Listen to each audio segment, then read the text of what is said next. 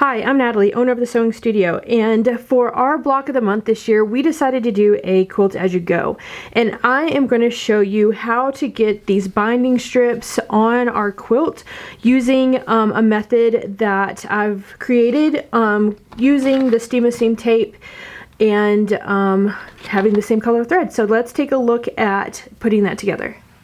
So what you'll need to do is create your strips that you're going to use as your binding between your blocks. For our block of the month, our blocks were 12.5 inches square. And so that's how long I've cut the strip, is 12.5 inches.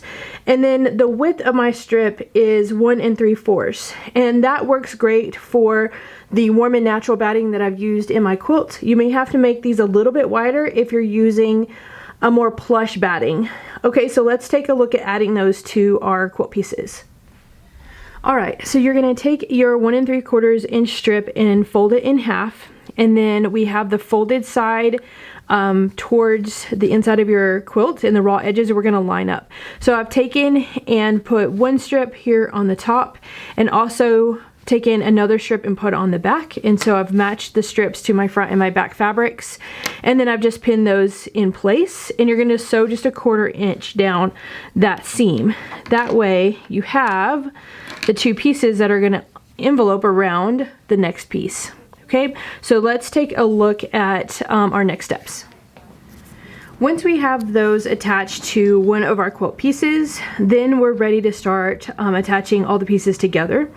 And what I have done to give it more of a professional look is taken some of our Steam Seam 1/4 inch tape and just taken and ran it down on the flap. You iron this on, and then this paper peels off, and then you're left with it being sticky here. And then you just take your next piece and line it up right next to it, and take and pull this over, and then you're going to iron that down. And so that way it holds on this side nice and straight and gives us a nice straight strip to sew down so that we can get these pieces together. Let's flip it over and get the other side down too.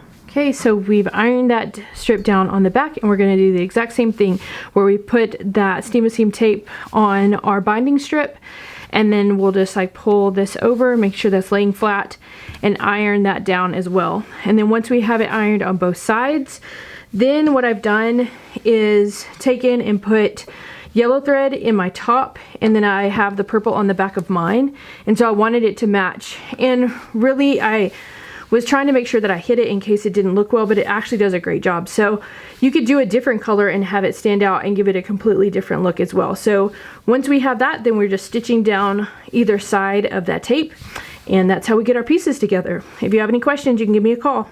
Happy sewing.